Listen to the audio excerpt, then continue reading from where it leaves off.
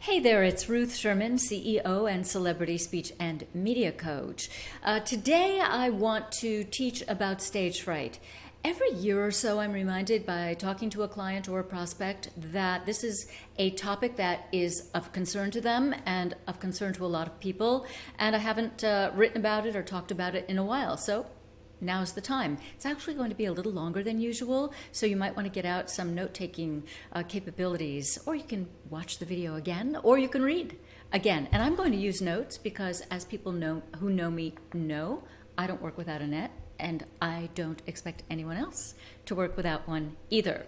Anyway, in this case, it was a prospect who told me that she was absolutely terrified anytime she had to be out there in public in any form, and it was significantly hindering her ability to be successful, even though she was already a highly successful venture capitalist.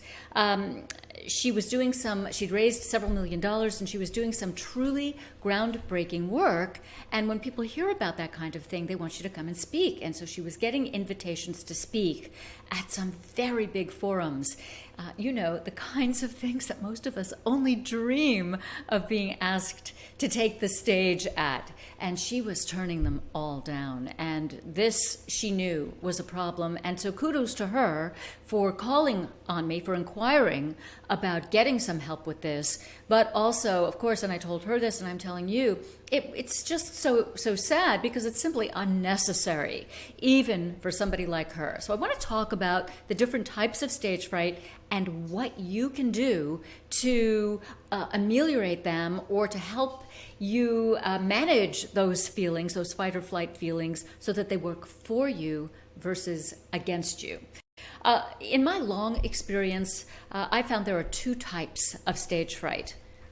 For you sticklers out there, I'm going to say it right now, there are many permutations of these two types, but I'm being general here, or this would be a 50-minute video instead of just a few minutes. So there are two types of stage fright. There's the type which I would say 95% of my clients feel, which is when they have to stand up before a group of people and the stakes are high. Again, about 95% of the clients I work with have this situation. Then there's the type when the fear and the anxiety are so great that it might be considered clinical. And that, I think, was the category that this prospect fell into, which is why I felt it was worthwhile to talk about it. The good news is that there are solutions for both. People who work with me know that this is something that can be managed. Anyway, let's start with the first group. The first group is most people. Most people fall into this category. You know how it goes. You have a speaking engagement, or you've got to lead an important meeting, and the stakes are very high. Perhaps the room for your speaking engagement is filled with your perfect clients and prospects, right? People who absolutely need and are perfect customers for your product or service. Or you're out there leading a meeting and your CEO is expected to attend. So again, stakes are high and you're feeling the symptoms. You're feeling your heartbeat. I just gestured there. The heart's beating very fast. Your mouth may feel dry. Your perspiration increases. Your palms get sweaty or clammy. Your mind goes blank. All of these symptoms, there are many more, but these are some of the more common ones. You feel trembly. You're feeling out of sorts. You're not feeling yourself, and you're not feeling, as a result, that you can be at your best. That was my bird screaming over there in the corner. So these fight or flight feelings are manageable. Now, when experienced speakers feel these feelings, and they all do. Nobody doesn't feel stage fright to some extent. When experienced speakers feel these feelings, they understand that those feelings can work for them versus against them. They've learned to manage those feelings through a tremendous amount of practice and experience. One of my favorite sayings is practice plus experience equals spontaneity. It gives them the opportunity to go off on tangents and to come back, to deal with any of the inevitable things that go wrong. Can I tell you, I was speaking at two very big, well-known technology companies this past year. Companies you know, products and services of theirs you use. I'm not going to name them, but the technology went down. Can I tell you that I will never feel badly when technology goes down? I'll never feel it's my fault again, ever, after those experiences, and I'm sharing them with you so you know. So the technology can go down. You can drop your notes. People can interrupt. They can want you to go off on tangents. You can get heckled, although that's rare, but it does happen. People take issue with you. There can be a fire drill. I have had the experience of sitting doing an important presentation, and the fire alarm went off at the venue. You cannot make this stuff up. And of course, after we got back, I had to get right back on track. Now, because experienced speakers have practiced and they prepared adequately, these things are par for the course. They were able to stay on track, get back on track, and as I said, use those feelings to help them stay interesting and be more engaging. And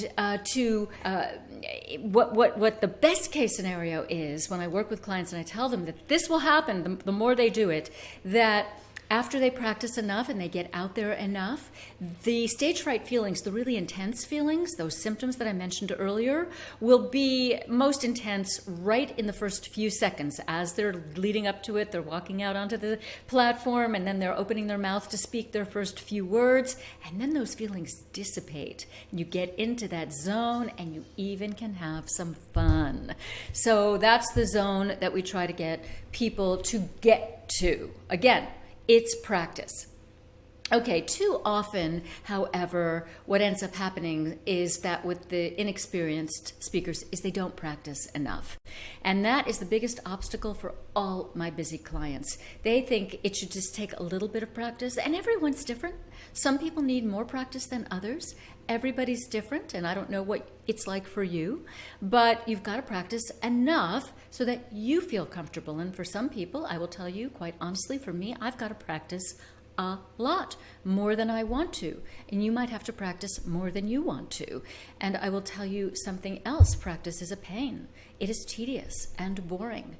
And there's always something more interesting to do. There's always a crisis, God forbid, or something, a fire to put out, certainly for most of us in positions of responsibility.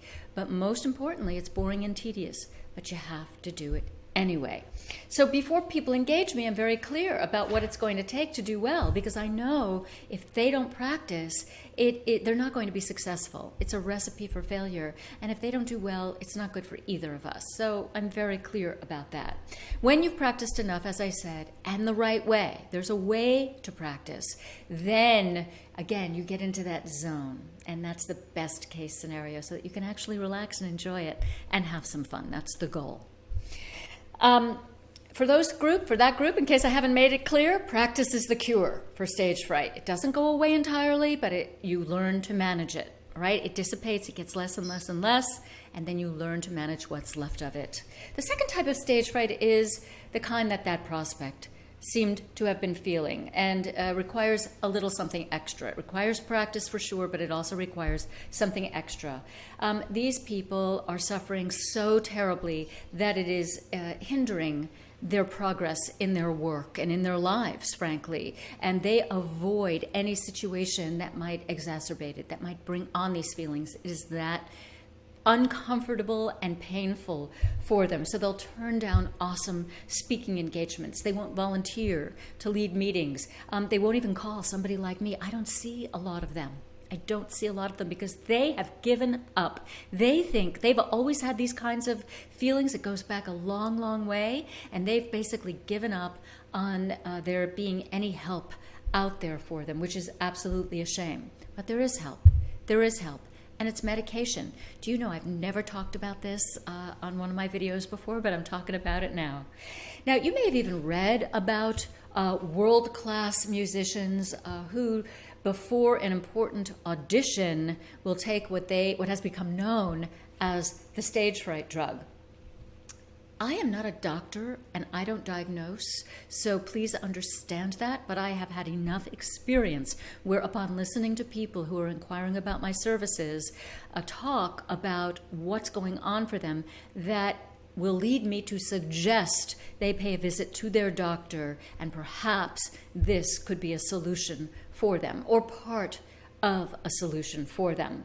The medication I'm talking about, the stage fright drug, is more commonly known as a beta blocker. And beta blockers are commonly prescribed to people with high blood pressure and or migraines and other conditions. And the difference between those patients and somebody who might need a beta blocker for stage fright is that those patients would take that medication regularly. So they would take it every day according to the way it's prescribed to manage their physical or health condition. For stage fright, if that's what a person needs, it's taken as needed. So it's taken some time before a person has to stand up before a group and present. Can I tell you, I've seen this medication work miracles for people. They have come to me and thanked me profusely for telling them about it. A lot of people don't know it's out there and don't know it exists. So that is the stage fright medication, the beta blocker, which will absolutely work. Now, there's a caveat. There are people who are not eligible to take it. Okay, so which is why you have to get it prescribed by a doctor. But even for those people, don't give up hope. There are workarounds, and I have worked with people who cannot take it for one reason or another, and we've worked around it and made it work for them. So as I mentioned a moment ago, these people, by the way, still need to practice. All of the same rules and techniques and practices apply, but they've got to get to a point where they're willing to get out there and speak. They're willing to do the practice, to get out there and speak, because what happens with people who are eligible or in that second group, eligible for that medication, or whose lives will be made much more easy by the medication, they get nervous and in terrible straits even when they're working with me. So we eliminate that, but they still have to practice. And again, and then that becomes variable, depends on how they learn and what kind of practice they do, but all of the same things still apply. The point again is to be able to get to the point where you can do the gig and practice to work up to it. So the cure for stage fright is either practice alone or practice plus a little something extra in the form of the stage fright drug. If you want to learn more about how to manage stage fright or anything else concerning speaking and communication and media and video, hop on over to my website, ruthsherman.com, where you can download a complimentary gift and you'll get a bunch of other things to help keep the learning going. And also, please subscribe to my YouTube channel.